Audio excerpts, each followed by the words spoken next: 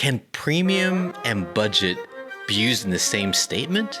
With the Monsgeek M1V5 mechanical keyboard, it can be. What's good? RJ Bukulo here with another keyboard review, this time from the awesome folks at MonsGeek, an imprint of the Akko brand, widely known and respected for their excellent budget keyboards, as well as their popular and impressive mechanical switches.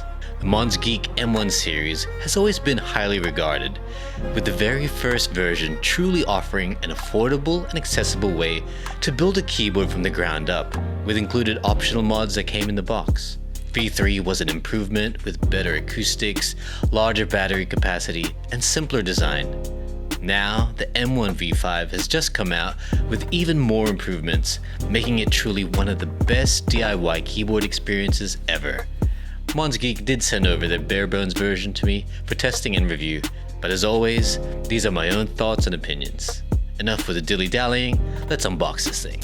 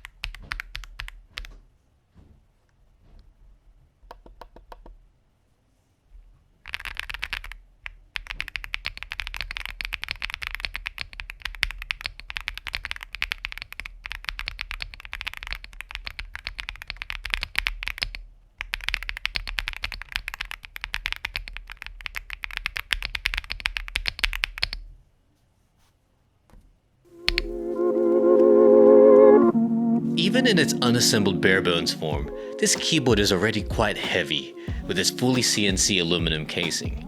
Just from separating the top casing, you can see how thick and solid the build is, which you know can take a beating, whether it's from prolonged productivity or aggressive gaming. This is going to be one of the most heftiest keyboards you can get, especially on a relative budget. This is the third iteration now of their already impressive M1 keyboard, and Monsgeek have really perfected both the design and performance. The fully aluminum rotary knob is larger than most knobs and has a floating design so that it doesn't scratch the keyboard casing. The M1V5 employs a new double gasket structure, which helps to reduce noise and resonance for a more pleasant and comfortable typing experience. The plate-mounted stabilizers have been upgraded and improved, and they've even included an extra set of screw-in stabilizers for your modding preferences. The battery has also been upgraded from a 6000 mAh one on the V3 to a now whopping 8000 mAh on the V5. Although I was sent the barebones version of the M1V5 and paired it with switches and keycaps of my own choosing, this has quickly become my new favorite keyboard to type on. A good barebones kit like this, with the 5 layers of sound dampening and double gasket structure, makes for a very solid baseline to build your ultimate typing experience on. With the right choice of switches and even keycaps, the M1V5 shines even more. The Akko green jade switches I have on now, with these crystal jelly keycaps from Womier, feels like I'm typing on piano keys. It's a beautiful poppy, almost glassy sound that's just music to my ears. Probably the biggest headlining feature of the M1V5 is its new rapid disassembly ball catch system, which means you can easily open up the keyboard without the need for tools. Just remove the knob, lift the top casing, and you're ready to mod. This new hassle-free, tool-free design is actually very in line with the M1 series, especially how the original M1V1 invited customization by including tape and foam in the box to perform your own force break or tape mods. The M1V5 carries this tradition by making keyboard modding so easy and accessible with its super convenient and quick disassembly. Now, this is probably the least important aspect of the keyboard, but the unboxing experience had a very premium touch. From the outside packaging slip design to the exquisitely branded top sheet, as if I'm about to taste expensive imported chocolate, to the included coiled USB cable, the entire presentation of the M1V5 exudes classiness and premium quality. Finally, what makes the M1V5 even more attractive is a relatively accessible price point. For less than $100 for the barebones kit, you are getting a premium base from which you can build your dream mechanical keyboard. There's nothing cheap about this keyboard. Everything is quality, and it does so not with a premium price tag, but a budget-friendly one. I love this keyboard, and in its third iteration now, it's a near perfect one at that, but I do still have a few minor gripes with it. My first gripe with this keyboard, which has been carried over since the M1V3, is the hidden and hard to access Windows Max switch, which also happens to toggle the built-in power supply between the wireless modes. It's a small switch hidden underneath the caps lock key, meaning you'll have to remove the caps lock key just to change your operating system or power supply setting. It shouldn't be a big problem for those who only use one operating system across their devices, but wanting to consciously conserve your keyboard's battery by turning off the built-in power supply and using only wired connection is a bit of an inconvenience. Another gripe I have is the lack of a USB dongle slot or storage, because you just know you're gonna lose this tiny thing, or perhaps get it mixed up with your other dongles lying around. The simplest solution would be to have a small rectangular cutout on the aluminum case to slot the dongle in, but maybe Monsgeek really wanted to stick to the M1V5's ultra minimal design and keeping all the edges clean and bare as much as possible. The last con I have with the Monsgeek M1V5, especially with the Moonlight White version I have, is the coating easily got scratched when I was using a keycap puller to pull out keycaps. Of course, I could have removed the top case first before pulling out the keycaps, but I've never had this problem before with other plastic or aluminum keyboards while the top cover is on. The paint job is probably some kind of powder-coated method that isn't very resistant to scratches. I'm sure if you're a lot more careful than I am, you shouldn't run into this problem. One of my first mechanical keyboards ever was a Keychron V1, which was actually a gift from my coworkers. That was a barebones kit too, which allowed me for the first time to build my keyboard from scratch. It was my first time to really dive into the hobby by trying and experimenting with mods. I will never forget that experience. It was love at first sight.